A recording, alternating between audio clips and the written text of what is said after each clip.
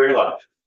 Good morning. It is April 9th, and we're in Senate Judiciary doing some budget presentation, and we have the Department of State Experience and Sheriffs here to make their presentation. So the floor is all yours.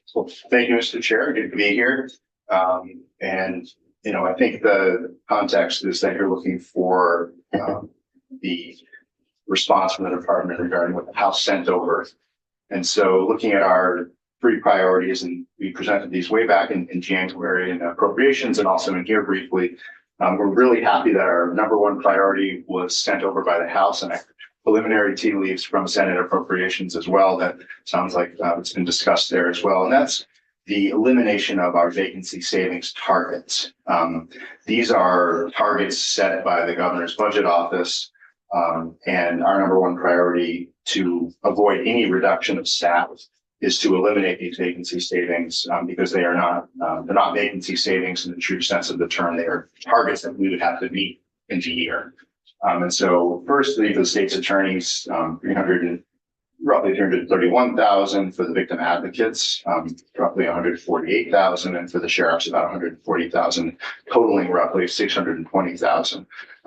We have very few vacancies in our department. And if you look at the victim advocates, which is a separate budget for our department, although they're embedded in state's attorney, we almost never have vacancies in victim advocate positions. And so if we have to have an $147,000 vacancy there, that's a position in an office. In this past year in Windham County, actually, Mr. Chair, we've had to hold open the third victim advocate position in Windham County for what we needed to meet this year. So our hope is that we don't have to do this year, and we can have 26 victim advocates across the state. With the sheriffs, it's the transport program, so that'd be about a position there, depending on pay in the transport program. And for the state's attorneys, it would depend on the type of position, but it would be a couple DSAs or maybe 3 or 4 admins or legal assistants or VAs if we had to do 331,000. So we're very happy with what the House did on the priority number one. And sorry, did you have a? Yeah, I had a question about the victims advocates. My understanding is that system is a pretty stressed system that really can't meet the need as it is. Is that correct understanding? I would say, yeah, and the focus on it, I think, out of this committee has been, in the last couple of years, really appreciated by our field because they have about 600 cases per victim advocate. And so, that makes sense in some regard. We have fewer victim advocates than we have deputy state's attorneys. Deputy state's attorneys have between 300 to 400 cases each. And so victim advocates have more cases assigned to them. And if you look at a triple homicide, like the case we had in Rutland recently, there's about 30 victims that we're talking with because it's the whole family. So it's a huge toll on our victim advocates. And if we had our brothers, and we know it's an incredibly tight budget year, we would add to our victim advocate workforce. Certainly, it's an area that we think needs some attention, but at least we don't want to have any reduction in force. Getting to your point, yes. Yep. The second priority that we really has not been met yet by any proposed budgets coming out of this building is 2 acute areas in our operating expenses.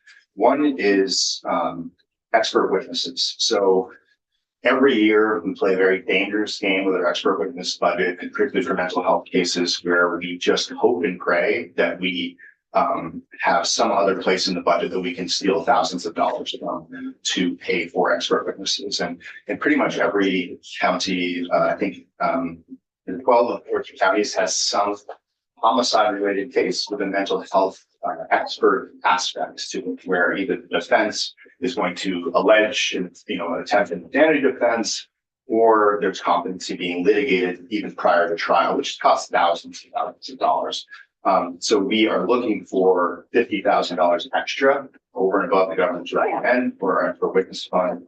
And the other really acute area on the opposite side of the house for our transport program, in part because of the accountability dockets statewide, in part because of the even absent accountability dockets, the ramp up of trials and court activity in person, we are going to likely exceed both line items for the transport deputy overtime budget and for extra work. So the 2 areas we are projecting that we will go over those line items in this fiscal year. And so looking for next fiscal year, we're looking to create an appropriate amount of space because every person that we are transporting in to and from court with a criminal case, they are presumed innocent, and we deserve to not have any delay in their getting to and from court. So those are two acute other areas of operating, but those are the two priorities for us. Wouldn't it be less expensive not to plan for overtime, but to have more transport deputies?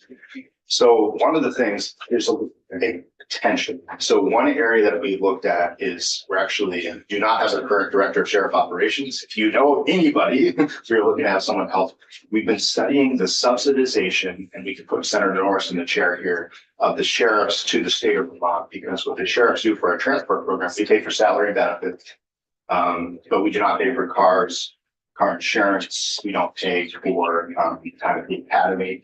And so there would be some cost, and we add a new position to the transport program, which we've been advocates for. The local sheriff will be allocated, would have to outfit them with a car and all that sort of thing. So it's definitely cheaper on the operating side for our budgets. But I would want to do a little bit of a check to say, what does it cost for a sheriff? Let's say they didn't have enough cars. I would want to ask a sheriff, what does it cost to put a state employee in a vehicle?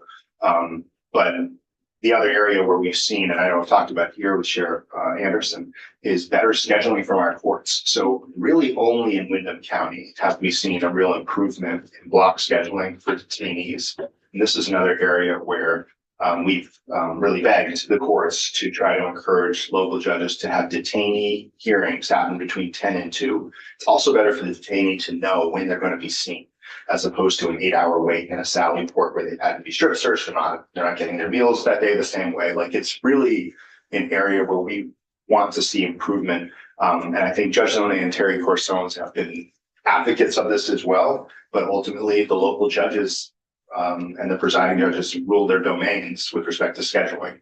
But any place publicly where I can say we need to do a better job for our detainees who should have court at a time certain, it means that the non-detainees would have to take off that 8 to 10 block and sort of 2 to 4:30 block sometimes. The 1 to 2 o'clock time can be tough because there's the emergencies that come in, people held during the night and during the day. But those two areas could, in addition to more staff, more overtime, block scheduling, and a real understanding about what it costs a local sheriff to output. We're working on that. Truly, I think it's been harder than we expected to kind of get that answer, but looking for kind of an average number, maybe that we can adjust for inflation each year. Here's how much it costs a local sheriff to outfit a state employee that we allocate. Yeah. Well, I appreciate that there would be potentially the sort of startup cost, but presumably that's a one-time cost as opposed to a year-over-year, time and a half overtime cost. Right. I mean, they'll still have to do the insurance and some of the stuff that they have to do, but we can dig into that. I think it'd be a great topic for, in general, how the sheriff's interplay with state activity. I think it's a great area for study. The overtime budget. One of the things that I feel most frustrated, because it's our state budget, it's our general fund, is we are trying to get our arms around what we can do definitely to discourage practices that result in overtime, and not for the bad reasons, but for there's a hearing that's going the 5th day of trial until 5 o'clock. Okay, no one, but a status conference scheduled at 4:15 in the afternoon, where the person's got 15 cases, that's gonna result in a trip back up to Newport at 7 o'clock at night. That's where both our department needs to advocate for the courts to do a better job, but also the courts need to schedule these types of events for detainees at time periods that won't run into overtime. Because it's costing all, whether you're a taxpayer in Canaan or a taxpayer in Burlington, you're paying for overtime for our transport program. And I don't want to be in a position where I was recently in Franklin, where I was attempting to convince the courts that a criminal hearing was more important than a civil hearing, and I was brought up to talk to the judge in person about that, because that's their fault.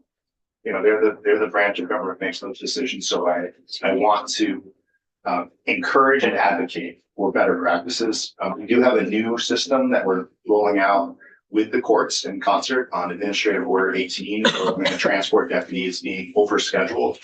we request relief from Judge Zone, and then the courts identify the most important hearing. So we are making that decision, and we're just rolling out training on Friday to all of our sheriffs. But it won't help a ton. It will help when there hasn't been a way to resolve the issues below, where I'm not trying to police it. Yeah, no, I appreciate that. And I appreciate that you're trying to decrease overtime because overtime is expensive. But if we are understaffing the system, there's going to be overtime that is more expensive than properly staffing the system. Yes, that's true. Definitely. And the other thing is our overtime budget is actually Pac-Man eating the rest of our budget to hire new staff. So we have a couple vacancies, 3 vacancies actually, where we are. And Lauren, if you want to just identify yourself. Oh, I'm Lauren Clemens, Director of Operations and Labor Relations. So there are some nuances with transport overtime in that it's not this, with a transport, you have 2 deputies that have to do that full transport. If in any county or there is another transport deputy brought in, it doesn't necessarily relieve the overtime specific to those 2 transport deputies because they're still required to do that full day transport. That other transport deputy may be available for another transport, which would shift the court schedule some. But there's still 2 deputies required for a full day.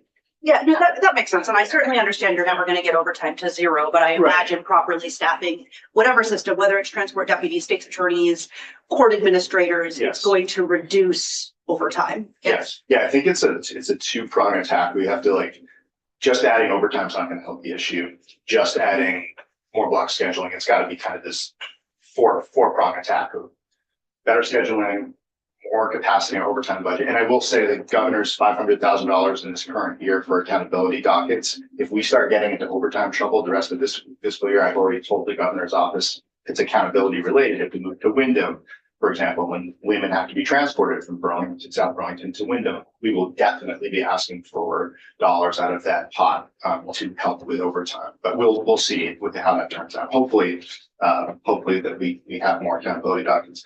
And then the third area has not been addressed yet by the House budget. And I want to just headline this by saying there are operational costs as we were just talking about, whenever we have new staff. But our kind of on the wall request from last year was to add more victim advocates, more legal assistants, and more secretaries to our workforce to assist with moving cases through the system more quickly and more justly. And so those costs are identified in the third paragraph of our priorities. But we know it is a tough year for the Appropriations Committee and for this building, and that there are not new positions being handed out for the most part in the House budget. Of the 3 listed categories, which are you able to list those in priority? Oh, you're asking to prioritize my priorities. In my opinion, the victim advocates have incredibly high amounts of cases right now, and accountability dockets are increasing the turnaround. I would say adding to our victim advocate workforce could definitely help relieve some stress in our offices. And then legal assistance, in my opinion, might be, if I had to identify one, might be an area to explore because they can do an array of activities. They could potentially help with notice work. They could help with administrative work. They can help with preparing a case for trial. And it's hard to prioritize those 3 because they're already so acute in those areas. Our administrative workforce, if you had to break it down by cases pending, has about 800 cases per administrative professional in our department. So it's a bit of a lose-lose to prioritize those 3, but certainly our administrative and victim advocate workforce are both areas where we can use assistance and potentially, the state's attorneys in really busy counties right now, I think are just doing triage with some of the staffing because it's acute right now. Would it be, rather than prioritizing an area, would it be better if we were looking at this to maybe do 2 1-and-1, slightly less, but in all the areas? Yeah. Okay. Yes, I would say that would be very helpful. 2, 1, and 1 would be very helpful. Okay, my other question is, well, actually I think I have two, but would adding to these areas help decrease the backlog? Yeah, so in my opinion, both the overtime for the transport program and additional staffing would help with our backlog, but also staying ahead of what I would call a wave effect. So in Chittenden County, we moved a huge amount of cases, a very successful four-month period, and now State's Attorney George is handling the accountability docket Fridays. But I think to encourage these accountability programs, not just happening for 3 months, but then really sustaining better practices, you would want to build in more capacity for quicker turnaround. Victim advocate notices to victims, because, and using an example that's probably tired, but I'll use it anyway, of someone having a retail theft in downtown Burlington on Church Street, 3 or 4 stores, maybe having the same defendant. So we have to do victim notices to all of those stores. If there was any person-to-person behavior from a customer, that's another victim. So those are all individual notices that we have to get out. The defendant in that case would need all the video, all of the evidence and discovery. And if it's a misdemeanor retail theft, that's a lot of turnaround for nonviolent offense. So having more capacity in our department to turn around that very important required administrative work is going to be essential to moving.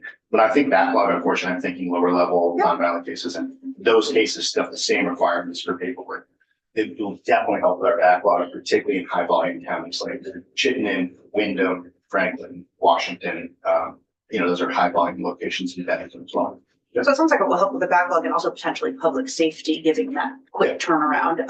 Now this is a question you may not be able to answer, but is there any way for you to monetize the cost of the backlog? Because I imagine that backlog costs us more money than moving a case quickly through the system, more time detained, more. So I'm wondering if there's any way you can think of to sort of get a sense of what the additional cost to the system is because of the backlog. Yeah, so we've seen in Chittenden, and this is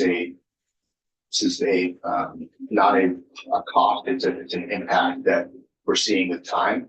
Time is the most important thing in our courts. State's Attorney George resolved more cases that were violent from 2022 to 2025 in the last year because she had more time to do so because of that focus on reducing the backlog and the other cases coming up. So it frees up our most acute violent case time in courts if we're moving more of our low level non-violent offenses.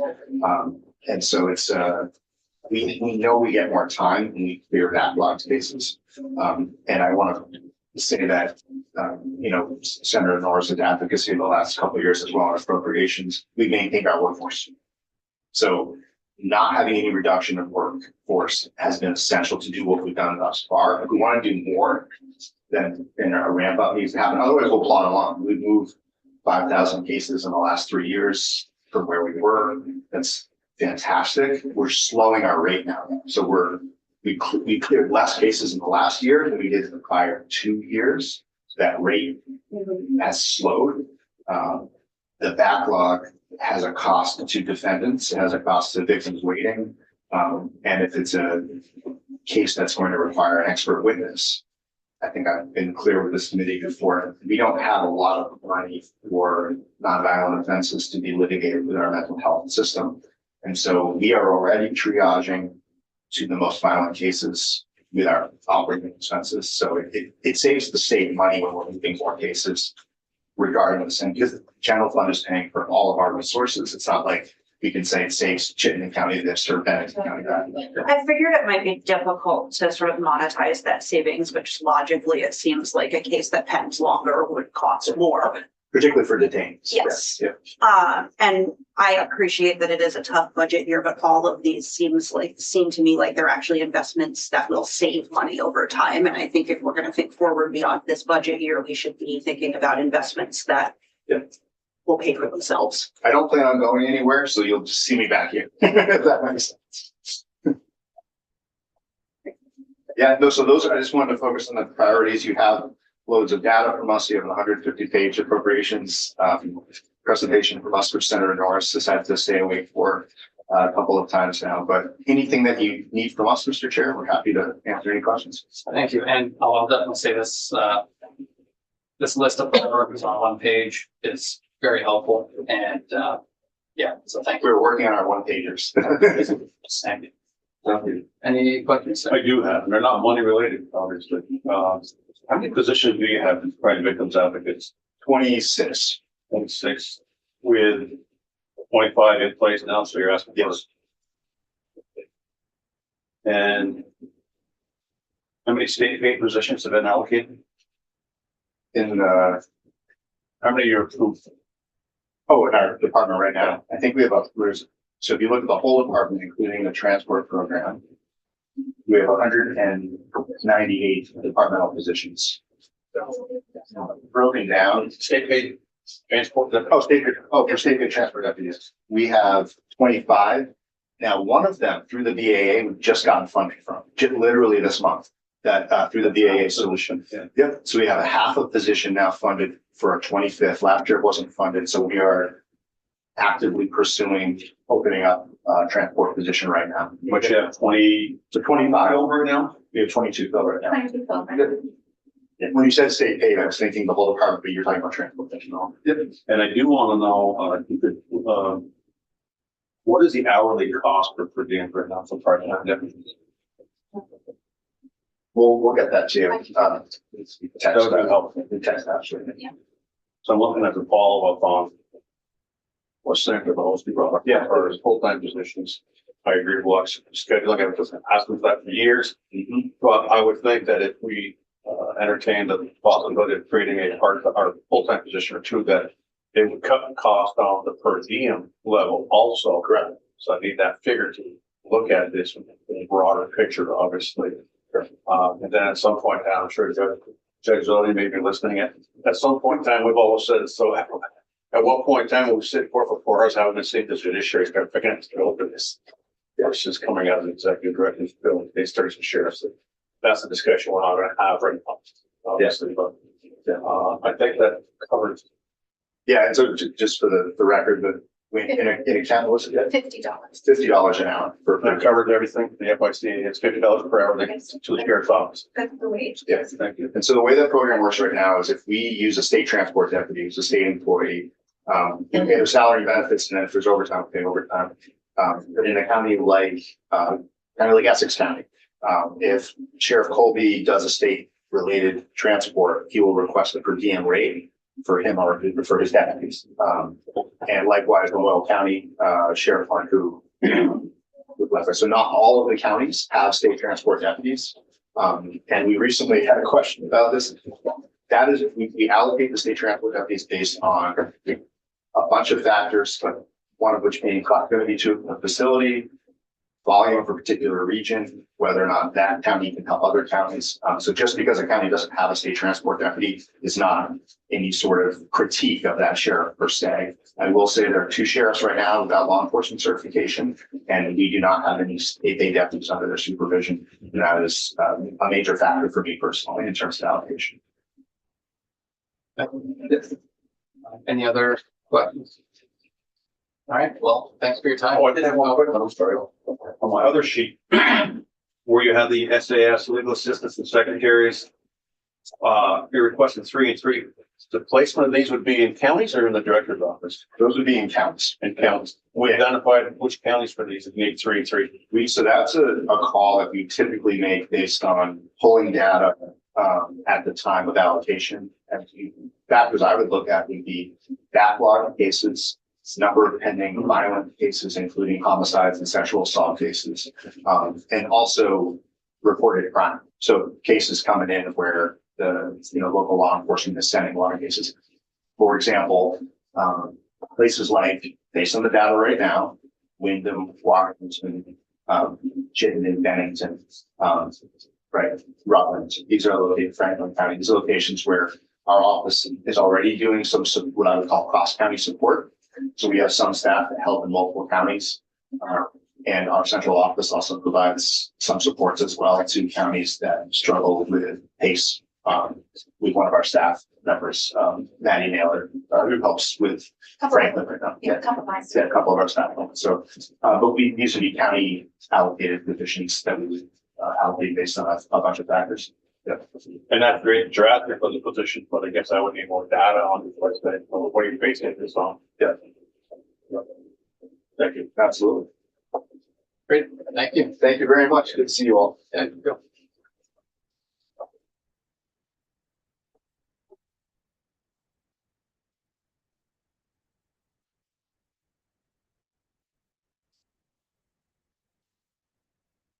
Yes, thank you. All right. You need the screen or anything? Good morning. I think I should be able to, Emery kindly printed out copies of my testimony.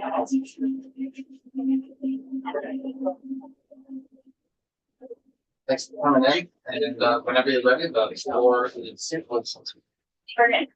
Well, thank you for having me. My name is Carly Glisserman. I'm the policy director at the Vermont Network Against Domestic and Sexual Violence.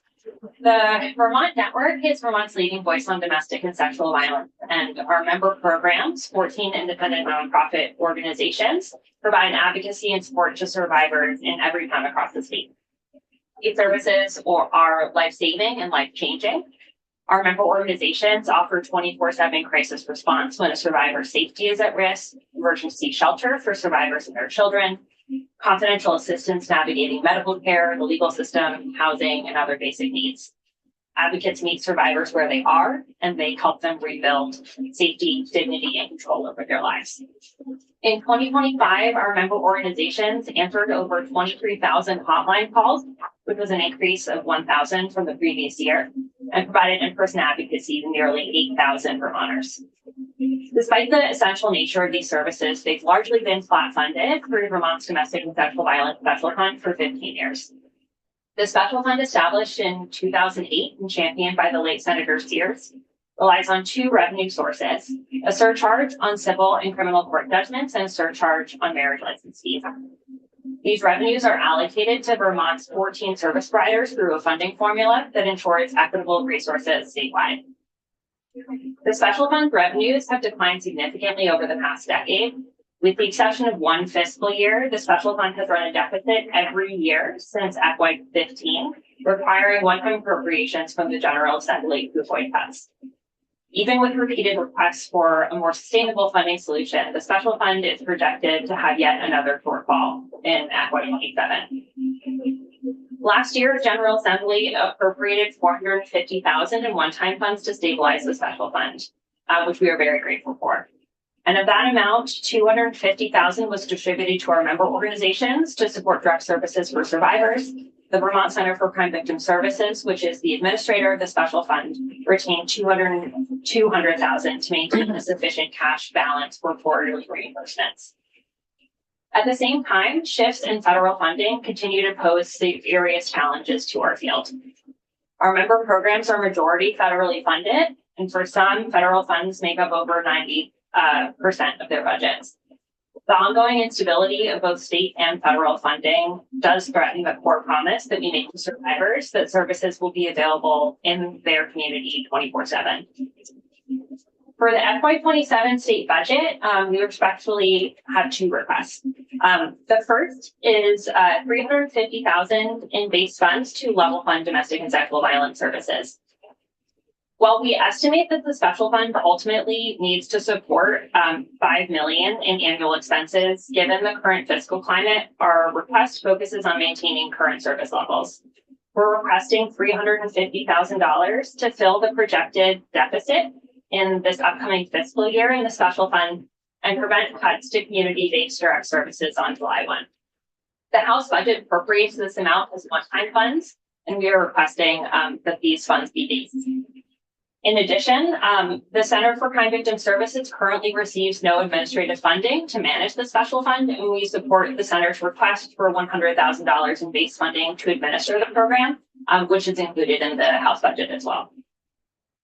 Our second request is $250,000 in base funds to DCF for a statewide system of supervised visitation programs. There is a urgent funding need for Vermont supervised visitation system, which we're discussing in Senate Health and Welfare as well, because this issue truly does cut across both of the committees. Supervised visitation programs have been chronically underfunded for more than 15 years, and this has led to multiple program closures and significant gaps in services, including an additional program closure that happened last year. Supervised visitation programs provide a safe, structured setting where a parent can spend monitored time with their child. Courts and DCF order supervised visitation in cases involving risk to a child or non-abusive parent, including many cases of domestic violence. And the majority of supervised visitation referrals come from the courts. Today, there are 6 independent nonprofit centers operating supervised visitation programs across Vermont. That leaves 5 counties without a local program. Because these services are often mandated, families in these counties must travel long distances or miss visits entirely, or rely on untrained family members or friends to supervise contact instead of trained professionals. And these situations can pose substantial safety risks. You said there's 6 operating programs currently. Yes. I'm curious then how only 5 counties don't have a program. We have 14 counties. There are 2 programs that serve multiple counties. Thank you. You're welcome. Just trying to do some math. I wasn't mathing. Totally respect it. And so there are 6 programs. They are serving folks at this point across the state. Those 5 counties, I think it's also important to note, are clustered through the center of Vermont down into the south from LaMoille to Windsor County, which means that there really is a desert of supervised visitation where people do not have access to services. They are traveling multiple hours in the car to have a visit with their child. I encountered a family that didn't have visits for about a year when their child was young, and that's just not acceptable. Even in counties that do have programs, there are long wait lists, sometimes several months to a year, and it makes it very difficult for families to comply with court orders. Last year, the legislature directed DCF and the Judiciary to jointly prepare a report on Vermont's supervised visitation system and its funding needs. And the report highlighted the significant challenges facing supervised visitation programs and identified insufficient funding as the primary barrier to ensuring that services are consistent and available statewide. The House budget includes a one-time increase of $130,000 in general funds allocated to DCF for supervised visitation. We are requesting at least $250,000 in an increase, which is $120,000 above the House appropriated amount, to prevent additional program closures and expand access in those underserved counties. And I've included some proposed budget language for supervised visitation at the end of my written testimony, if that's helpful.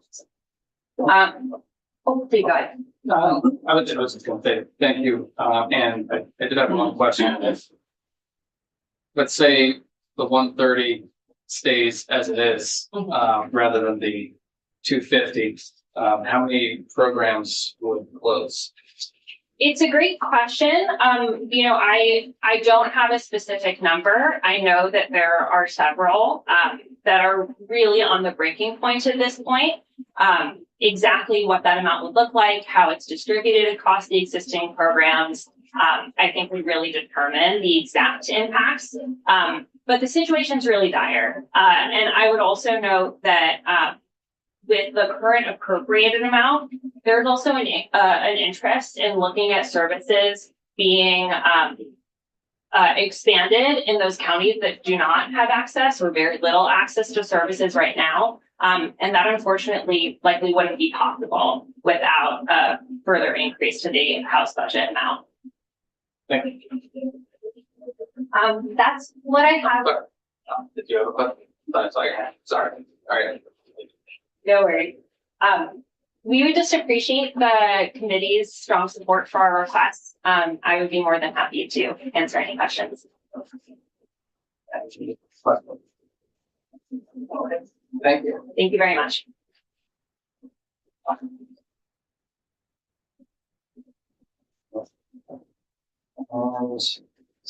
Jennifer Pullman is on the phone.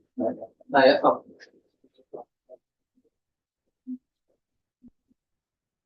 She did, what time? Schedule for 10. Okay. All right, we can take a break for 5 minutes and then